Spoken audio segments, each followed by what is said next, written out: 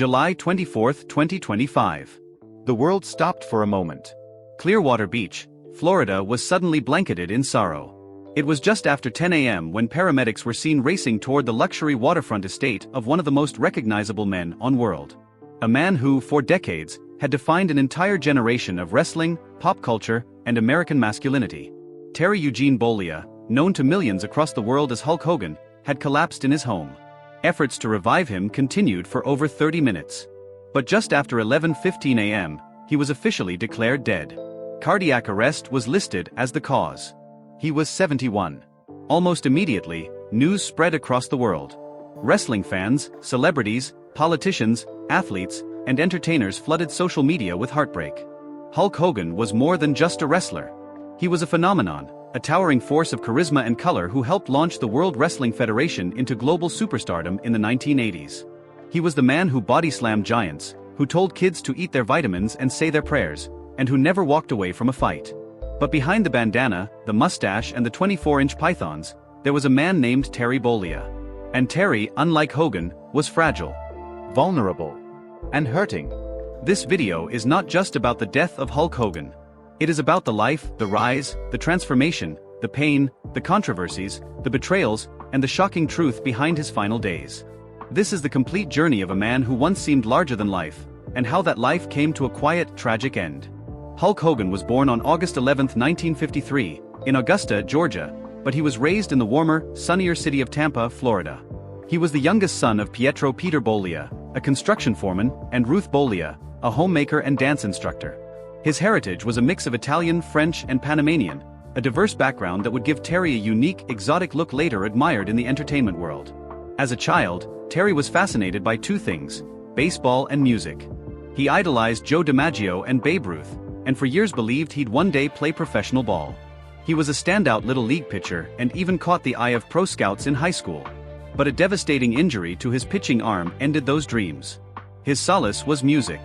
By his late teens, he had joined several local rock bands as a bass guitarist, playing at small clubs, bars, and beach venues. For a while, it seemed like music would be his path to stardom, not the ring.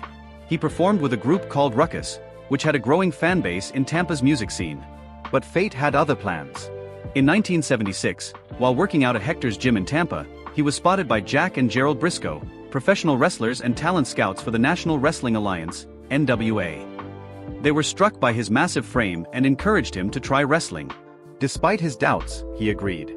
Soon, Terry Bollea was introduced to legendary Japanese wrestler and trainer Hiro Matsuda. In his first day of training, Matsuda broke Terry's leg, a brutal test of commitment common in Japanese-style training. Rather than walking away, Bollea healed, and came back stronger. That broken leg would become the first of many injuries, and many tests of spirit, in a career built on punishment. After healing from his injury, Terry debuted in 1977 under the name the Super Destroyer, then Sterling Golden, and later Terry Boulder.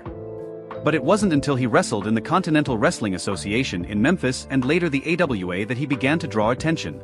During a television appearance in the late 1970s, he stood side by side with Lou Ferrigno, star of The Incredible Hulk. The size comparison was staggering. Terry was bigger. A television producer remarked, "He looks like the Hulk."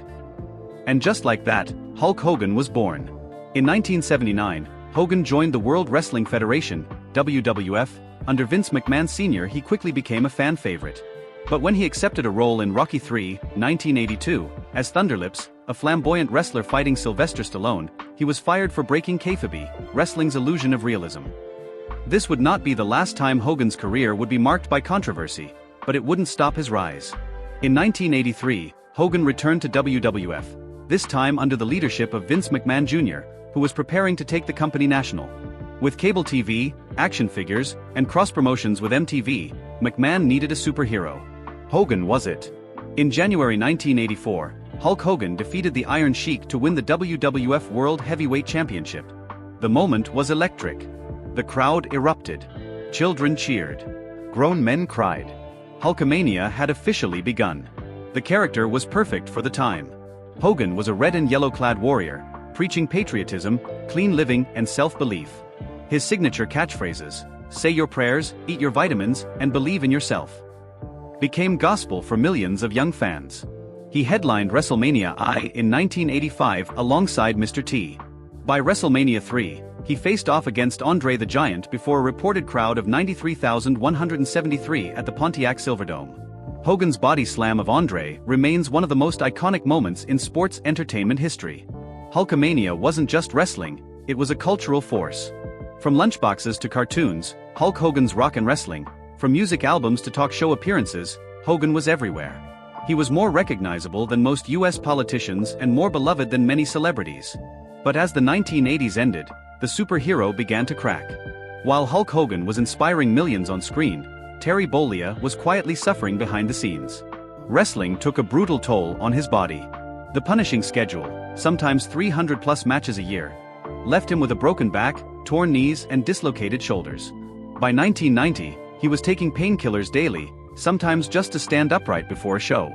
At home, fame had fractured his marriage. His wife, Linda, struggled to raise their children while Terry was constantly on the road. The pressure to maintain the hero persona off-camera was exhausting. He couldn't slip, couldn't fail, couldn't be weak. Not even to his family. There were also growing tensions backstage. Other wrestlers resented Hogan's creative control, his unwillingness to lose matches, and his outsized influence over Vince McMahon.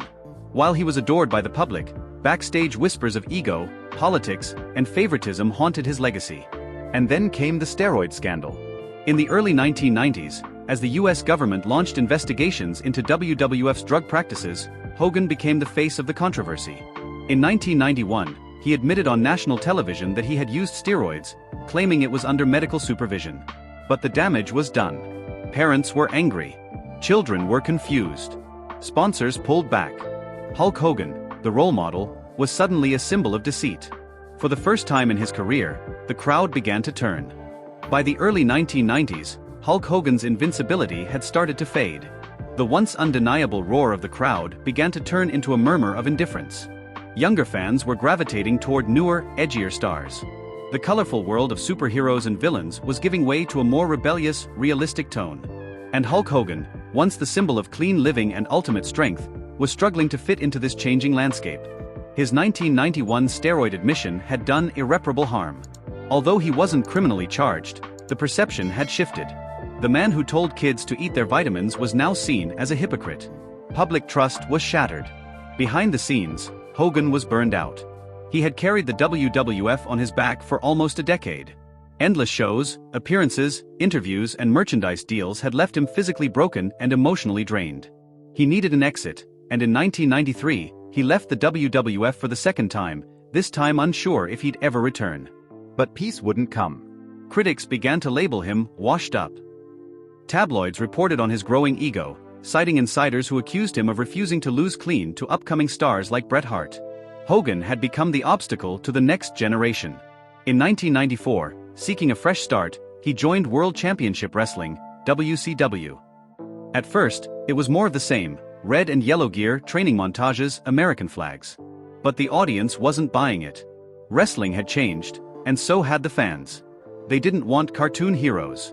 They wanted something real. And even Hogan seemed to realize it was time to change. What he would do next would be the most shocking transformation of his career. July 7, 1996. Bash at the Beach. Daytona Beach, Florida. In a match that seemed routine, WCW fans watched Hulk Hogan storm the ring to what they believed would be another heroic rescue. But then, the unthinkable happened. Hogan turned on WCW's biggest babyfaces, Randy Savage and Lex Luger. He dropped his legendary leg drop, not on the villains but on the heroes. Gasps erupted from the crowd. Booing followed. Trash rained down into the ring. The face of American virtue had become the villain. Hogan declared the formation of the New World Order, NWO, with Scott Hall and Kevin Nash.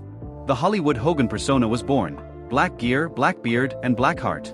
Gone were the red and yellow prayers and vitamins. Now it was spray paint, arrogance, and corruption. And it worked. Fans who had grown tired of the squeaky clean Hogan now couldn't stop watching. Ratings skyrocketed. WCW began beating WWF in the Monday Night Wars. For 83 consecutive weeks, WCW dominated cable wrestling. Hogan was once again on top of the world, but this time as the bad guy. Yet again, Hulk Hogan had reinvented himself and extended his career by nearly a decade. But behind the dark glasses and confident smirk, Terry Bollea was struggling. He was nearly 45. The physical pain was intensifying. His backstage political control was causing rifts with younger stars like Goldberg, Chris Jericho, and Booker T. Many accused him of burying talent and manipulating outcomes to stay relevant. The black bandana couldn't hide the insecurity that came with aging. Wrestling was evolving. Hogan couldn't keep up forever. In March 2001, WCW, once the king of cable wrestling, was purchased by Vince McMahon. The Monday Night Wars were over. WWE stood victorious. And Hulk Hogan was without a platform. For the first time in decades, Hogan wasn't under contract. He wasn't sure where he belonged. Wrestling had evolved into the Attitude Era, with stars like Stone Cold Steve Austin, The Rock, and Triple H. The era of PG heroes was long gone. But in 2002, something unexpected happened. Hogan returned to WWE, this time as the villainous Hollywood Hogan.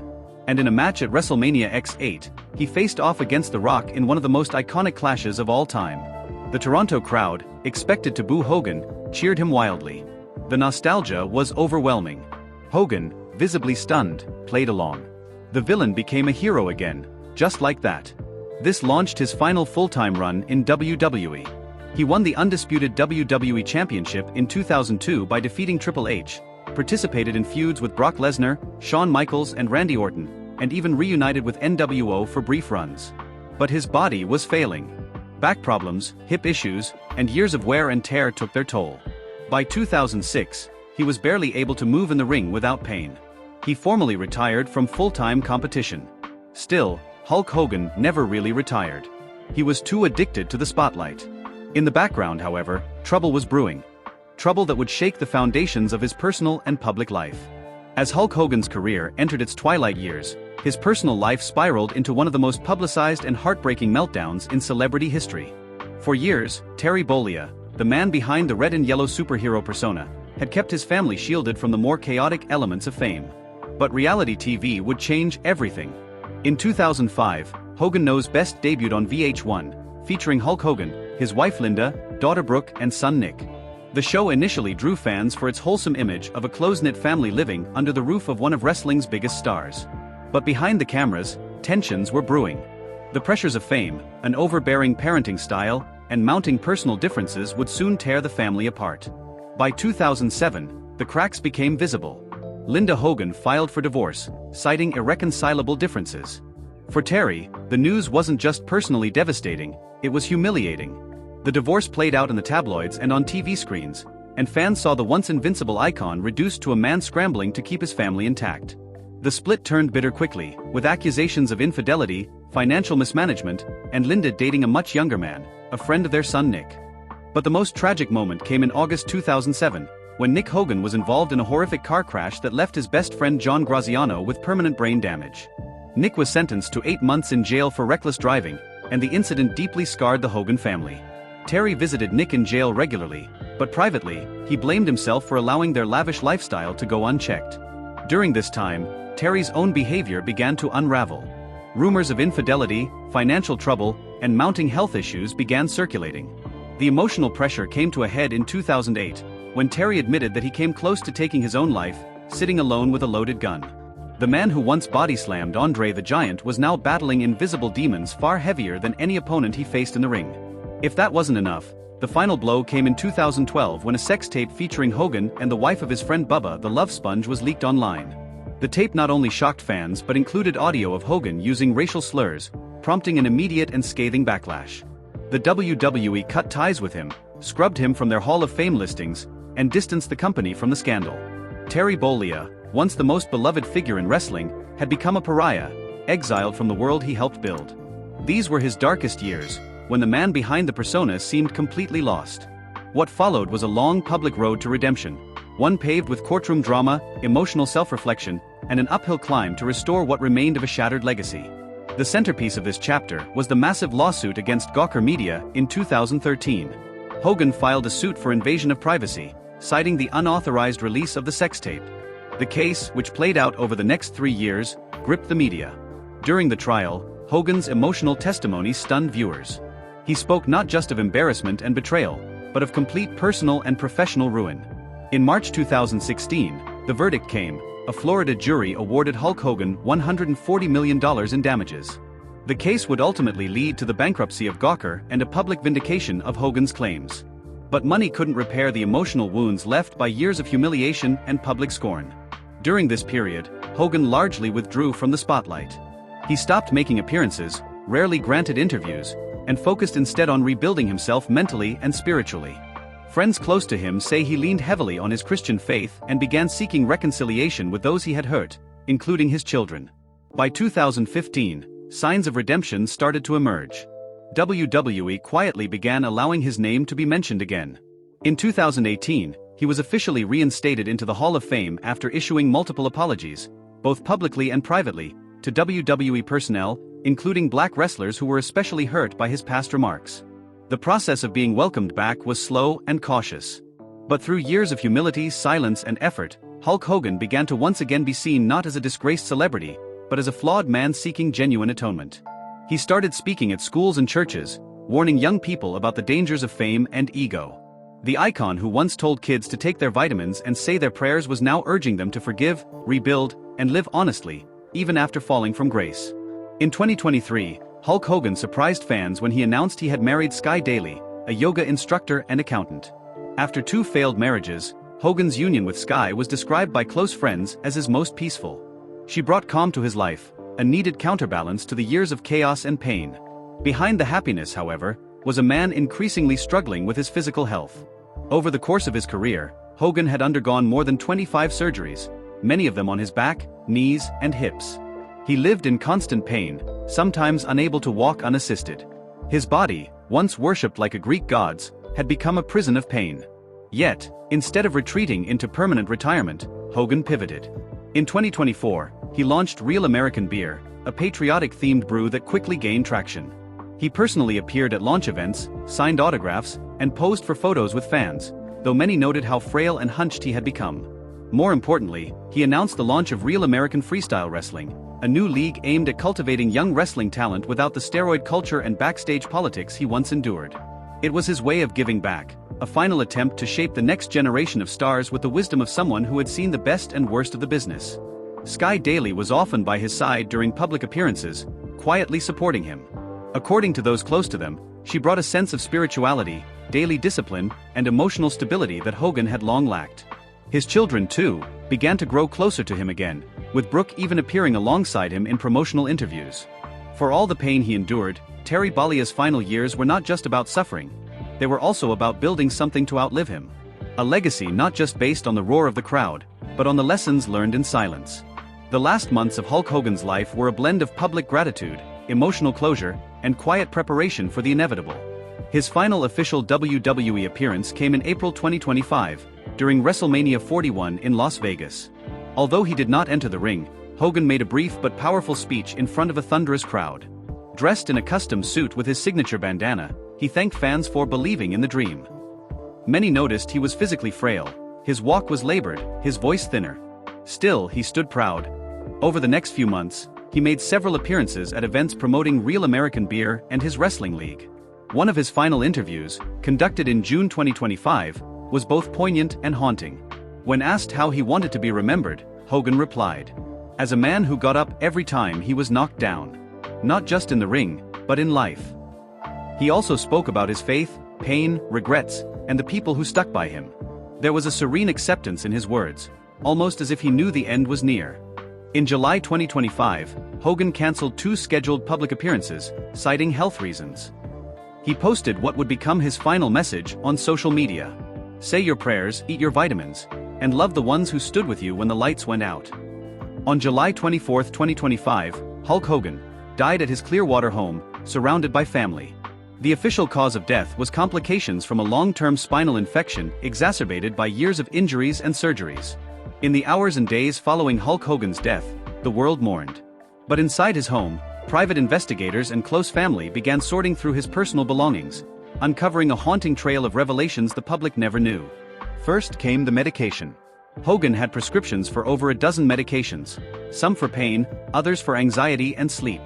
His toxicology report confirmed heavy use of opioids, though within medically prescribed limits. Yet the quantity of pills scattered across drawers and bedside tables painted a clearer picture. He was in constant, inescapable pain. Next came the letters. Hogan had written what appeared to be goodbye notes, never sent. One was addressed to his children, expressing regret for past mistakes and a plea for forgiveness. Another was titled simply, "If I Don't Wake Up." In it he wrote, "Don't mourn the myth. Remember the man who tried, failed, and tried again." Even more shocking was an unreleased autobiography, a follow-up to his 2009 memoir. This new manuscript, titled The Final Bell, was raw, brutal, and far removed from the cheerful bravado of his wrestling persona. It spoke of depression, chronic guilt, spiritual struggles, and deep loneliness. "People see the bandana and the biceps," he wrote, "but they never see the scars I hide beneath it all." Close friends like Jimmy Hart and Ric Flair confirmed that Hogan had made peace with death. "He talked like a man who knew it was close," Flair shared in an interview. "I think he knew, and in his own way he was ready." Sky Daily released an emotional statement. "Terry carried a mountain of pain on his back, and not just physical pain. He was deeply human, more than any of us realized. He didn't want the world to see him weak. But in his final days, he allowed himself to be vulnerable. That was his truest strength." With Hulk Hogan gone, a question emerged: what legacy does he leave behind? The answer is layered, because so was he. He was more than a wrestler. He was a cultural phenomenon, turning professional wrestling from a regional entertainment niche into a global empire. Without Hulkamania, there may never have been a WrestleMania. His charisma, unmatched promo skills, and physique became the blueprint for every superstar that followed. He was a controversial figure too. There were lawsuits, scandals, public falls from grace. But through it all, Hogan remained a symbol of redemption. He acknowledged his failures. He tried to rebuild bridges. He evolved, albeit imperfectly. Behind the mustache and the brother catchphrase was a man who longed to be understood. He wasn't just a muscle-bound hero. He was Terry Bollea, father, friend, fighter, and deeply wounded soul. Generations of fans remember the thrill of his entrance music blaring, his shirt ripping, the crowd rising to their feet. But his truest impact lies in something simpler. He made people believe in something bigger.